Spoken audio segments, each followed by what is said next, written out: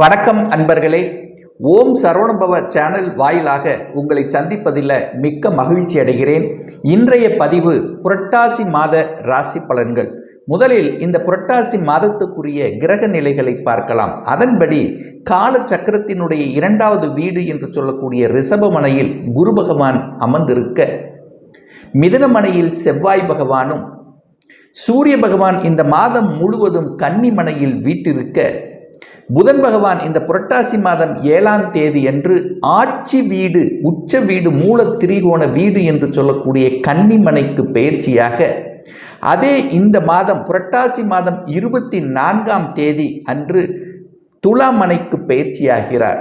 அதே போல சுக்கிர பகவான் துலாமனையில் ஆட்சி பலத்துடன் வலிமையாக வீட்டிருக்க, இந்த மாதம் அதாவது புரட்டாசி மாதம் 27ஆம் தேதி அன்று சுக்கிர பகவான் விருச்சிக மனைக்கு பெயர்ச்சியாகிறார். சனி பகவான் இந்த மாதம் முழுவதும் கும்பமனையில் ஆட்சி பலம், மூல திரிகோண பலம் பெற்று வக்ர நிலையில் அமர்ந்திருக்க, ராகு பகவான் மீனமனையிலும் கேது பகவான் கன்னிமனையிலும் பிரவேசிக்கிறார்கள். ஸோ இந்த மாதம் பார்த்தீங்கன்னா 3 கிரகங்கள் ஸ்தான பலத்துடன் இருக்கு. அதாவது புதன் பகவான் ஆட்சி வீடு, உச்ச வீடு, மூல திரிகோண வீடு என்று சொல்லக்கூடிய கன்னிமனையிலும், சுக்கிர பகவான் துலாமனையில் ஆட்சி பலம் பெற்றும், சனி பகவான் கும்பமனையில் ஆட்சி பலத்தோடு இருக்கக்கூடிய இந்த மாதத்தில் என்ன மாதிரியான பலன்கள் என்பதை டீட்டெயிலாக நம்ம பார்க்கிறோம். அதற்கு முன்னால் நம்முடைய சேனலை ஃபர்ஸ்ட் டைம் நீங்கள் பார்ப்பவர்கள் என்றால் மறக்காம சப்ஸ்கிரைப் பண்ணிக்கிங்க. மிதுன ராசி அன்பர்களே, இந்த புரட்டாசி மாத பலனை பார்க்கும் பொழுது உங்கள் ராசிநாதன் லக்னநாதனாக இருக்கக்கூடிய புதன் பகவான் 3ஆம் இடம் என்கின்ற முயற்சி ஸ்தானத்தில் இந்த மாதத்தினுடைய தொடக்கத்தில் அமர்ந்திருக்கார். அப்போ புதன் தன்னுடைய அதிநட்பு வீடான சிம்மமனையிலும், சூரிய பகவான் புதன் வீட்டிலும் உட்கார்ந்து அந்த புதனும் சூரியனும் பரிவர்த்தனை பெற்றிருப்பதும் ஒரு சிறப்பான அமைப்பு. இது புரட்டாசி மாதம் 7ஆம் தேதி வரை. அதன் பிறகு உங்கள் ராசிநாதனான புதன் பகவான் ஆட்சி பலம், உச்ச பலம், மூல திரிகோண பலம் பெற்று 4ஆம் இடமான சுகஸ்தானத்தில் போய் அமர இருக்கிறார். அப்போ ராசிநாதன் பலமாக கூடிய ஒரு நல்ல மாதம். அப்போ ராசிநாதன் பலமானாலே உங்களுடைய எண்ணங்கள், செயல்கள், சிந்தனைகள் அத்தனையும் சிறப்பாக இருக்கக்கூடிய அமைப்பு. நல்ல புத்திசாலித்தனம் மேலோங்கும். அதாவது எதை எப்படி செய்யணும் என்கின்ற அந்த ஸ்ட்ராட்டஜி பிளான் வகுக்கக்கூடிய, அதாவது வகுத்து திறம்பட செய்யக்கூடிய ஒரு நல்ல மாதம் இந்த மிதுனராசி அன்பர்களுக்கு. ஆனால் செவ்வாய் பகவான் 6க்குரியவன், கடன், நோய் எதிர்ப்பு, பகையை தரக்கூடிய அந்த செவ்வாய் பகவான் உங்கள் ராசியிலேயே உட்கார்ந்திருக்கார். அந்த செவ்வாய் என்பது கோபத்துக்கு, ஆக்ரோஷத்துக்கு காரகன் அல்லவா? அப்போ அந்த கோபம், ஆக்ரோஷம் மட்டும் வரக்கூடாது என்பதை ஆழமாக மனதில் பதிய வைத்துக் கொள்ளுங்கள். 2ஆம் அதிபதியாக இருக்கக்கூடிய சந்திர பகவான் 9ஆம் இடமான பாக்யஸ்தானத்தில் இந்த மாத தொடக்கத்தில் இருக்கின்ற காரணத்தாலும், சுக்கிர பகவான் 5க்குரியவன், அதாவது கையிருப்பு பணக்காரகன் என்று சொல்லக்கூடிய சுக்கிர பகவான் ஆட்சி பலத்தோட வலிமையாக இருக்கின்ற காரணத்தாலும், குரு பகவான் பார்த்தீங்கன்னா உங்கள் ராசிநாதனை பார்க்கின்ற காரணத்தால் இந்த மாதம் தனவரவு, பொருளாதார ஏற்றங்கள் இதெல்லாமே நன்றாக இருக்கும். கல்வி சார்ந்த விஷயத்திலும் சிறப்படையக்கூடிய தன்மை, உங்கள் வாக்கு பலிதம் கிடைக்கக்கூடிய அமைப்பு. குடும்பத்தில் அனைவரும் சுறுசுறுப்புடன், அதாவது அது குறிப்பாக பெண்கள் நன்றாக உழைக்கக்கூடிய ஒரு சுறுசுறுப்புடன், மன மகிழ்ச்சியுடன், சந்தோஷமாக இருக்கக்கூடிய ஒரு காலமாக இந்த மிதுன ராசினருக்கு நிச்சயமாக அமையும். 3ஆம் அதிபதியாக இருக்கக்கூடிய சூரிய பகவான் 4ஆம் இடத்தில் அமர்ந்திருப்பதும், உங்கள் ராசிநாதனான புதன் பகவான் 3ஆம் இடத்தில் இருப்பதும் ஒரு தைரிய வீரியத்தை கொடுக்கக்கூடிய அமைப்பு. எதையும் செய்யலாம், எதையும் சாதிக்கலாம் என்கின்ற உத்வேகத்தை கொடுக்கக்கூடிய அமைப்பு. அப்போ இந்த மாதத்தினுடைய, அதாவது 7ஆம் தேதிக்கு அப்புறம் புதனும் சூரியனும் இணைந்து புதன் ஆதித்ய யோகத்துடன் இருக்கின்ற காரணத்தால் தன்னம்பிக்கை பெருகக்கூடிய அமைப்பு. முயற்சிகள் அனைத்தும் பலிதமாகக்கூடிய அமைப்பு. என கடந்த சில மாதங்களில் எதையெல்லாம் செய்ய முடியாமல் தவித்து கொண்டு விட்டு வைத்தீர்களோ அதை எடுத்து செய்வதற்கான உகந்த காலகட்டம். புதிய புதிய ஒப்பந்தங்கள் உங்களுக்கு வரக்கூடிய தன்மைகள் உங்களுக்கு சிறப்பாக இருக்கிறது. அரசின் மூலமாக ஒப்பந்தங்கள் கிடைக்கக்கூடிய தன்மை. அரசு காரியங்கள், தடைப்பட்ட அரசு காரியங்கள் இந்த மாதம் எடுத்து செய்தீங்கன்னா வெற்றியை கொடுக்கக்கூடிய அமைப்பு. கல்வியில் முன்னேற்றத்தை கொடுக்கக்கூடிய அமைப்பு. அரசாங்க எக்ஸாம் எழுதணும் என்கின்ற ஆர்வத்தை கொடுக்கக்கூடிய ஒரு நல்ல மாதமாக இருக்கும். அது ஏற்கனவே வெளிநாட்டிலே அரசு எக்ஸாம் எழுதி காத்து கொண்டிருப்பவர்களுக்கு ஒரு வெற்றி செய்தியை கொடுக்கக்கூடிய ஒரு நல்ல மாதம். 4ஆம் அதிபதி 4ஆம் இடத்திலேயே வலுப்பெற்று இருக்கின்ற காரணத்தால் உங்களுடைய சுகஸ்தானம் வலுவடை போகிறது.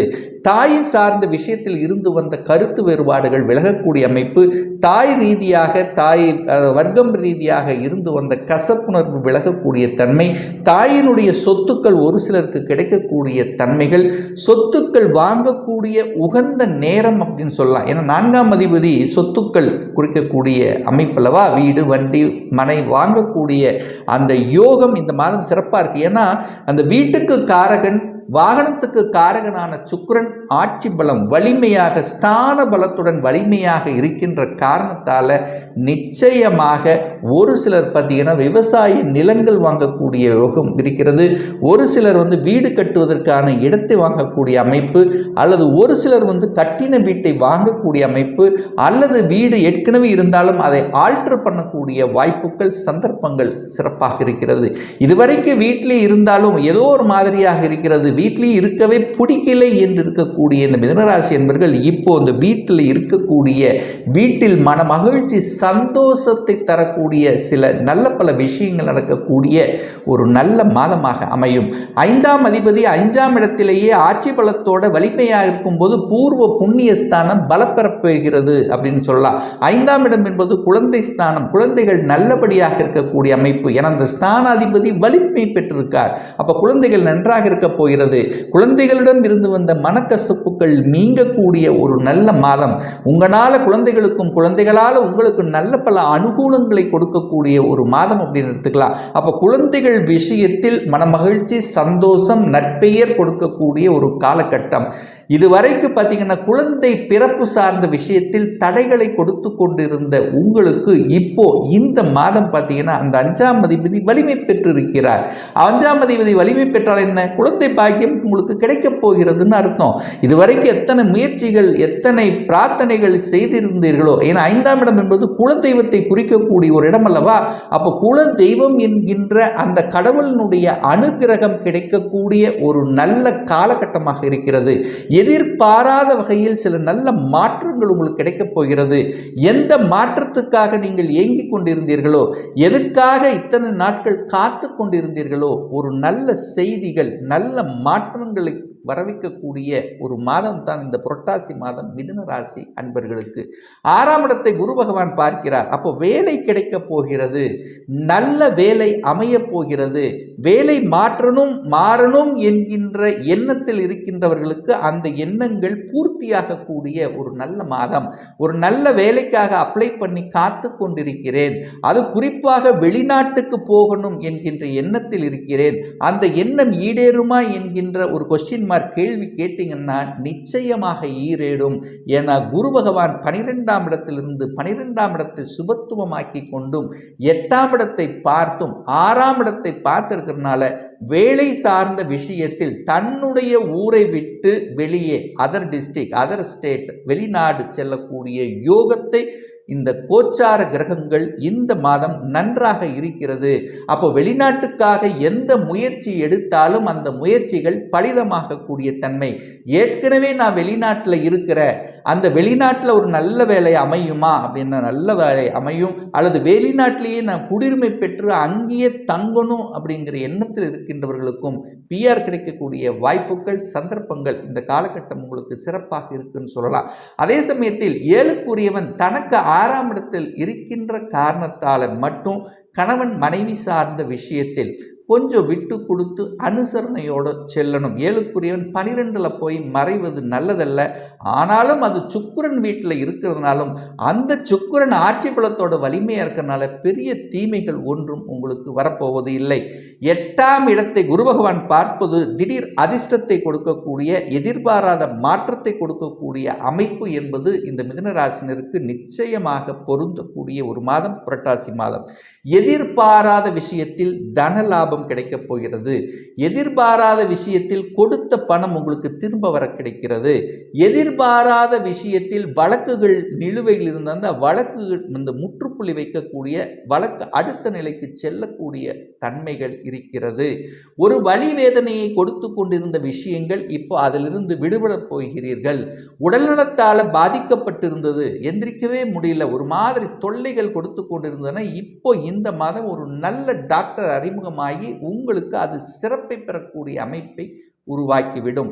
9ஆம் அதிபதியாக இருக்கக்கூடிய சனி பகவான் ஆட்சி பலத்தோட மூலத்திரிகோணம் பலம் பெற்று வக்ரமாக இருந்தார். ஏதாவது ஒரு பாக்கியத்தை குறைத்து, ஏன்னா சனி எங்க இருக்காரோ அந்த இடத்த பலம் இழக்க செய்வார். ஏதாவது ஒரு கெடுதல்கள் நடக்கும் அப்படிங்கிறத அமைப்பு அல்லவா. அப்போ இப்போ அது வக்ர நிலையில் இருக்கிறதுனால இந்த பாக்கியத்தை இழந்தவர்கள், பாக்கியத்துக்காக ஒரு தள்ளி கொண்டே போன விஷயங்கள், அது குறிப்பாக சொல்ல போனால் ஒரு இடமாற்றம் எனக்கு வரணும், ஆனால் வரவே மாட்டேங்குது, தள்ளி தள்ளி போகிறது, ரெஸ்பான்ஸே இல்லை அப்படின்னவங்க இந்த மாதம் திடீரென்று இடமாற்றம் கிடைக்கக்கூடிய தன்மைகளை உருவாக்கிவிடும். அதே சமயத்தில் திடீர் என்று ப்ரமோஷன் கிடைக்கக்கூடிய வாய்ப்புகள், சந்தர்ப்பங்கள் உண்டு. எதிர்பாராத விதத்தில் தன லாபம், அதாவது பணம் ஏதாவது ஒரு ரூபத்தில் உங்கள் பாக்கெட்டை நிரப்பும் அப்படிங்கிறது அமைப்பு. ஏன்னா குரு 12 இருக்கார், விரயம் அப்படிங்கிற அமைப்பு இருக்கிறதுனால பணம் இருந்தால் தான் நீங்கள் செலவு செய்ய முடியும் அல்லவா. ஸோ அந்த அமைப்பு இருக்கின்ற காரணத்தால் கையிருப்பு பணக்காரகன் சுக்கிரன் நல்ல வலிமை பெற்றிருக்கின்ற ஒரு மாதத்தால் அந்த குரு பகவான் 8ஆம் இடத்தை பார்க்கும்போது எதிர்பாராத அதிர்ஷ்டம் என்ற முறையில் உங்களுக்கு தனலாபம் வரப்போகிறது. திடீர் ப்ரமோஷன் கிடைக்கப் போகிறது. இதுவரை பார்த்ததிலிருந்து அடிஷ்னல் ரெஸ்பான்சிபிலிட்டி உங்களுக்கு அமைய போகிறது. ராகு 10ஆம் இடத்தில் அமர்ந்திருக்கார், புதனும் 10ஆம் இடத்தை பார்க்கிறார், சூரியனும் 10ஆம் இடத்தை பார்க்குது. அப்போ என்ன, அரசாங்கத்தின் மூலமாக அனுகூலங்கள் கிடைக்கக்கூடிய தன்மை, வெளிநாட்டில் இருந்து பணம் வரக்கூடிய வாய்ப்புகள், சந்தர்ப்பங்கள்.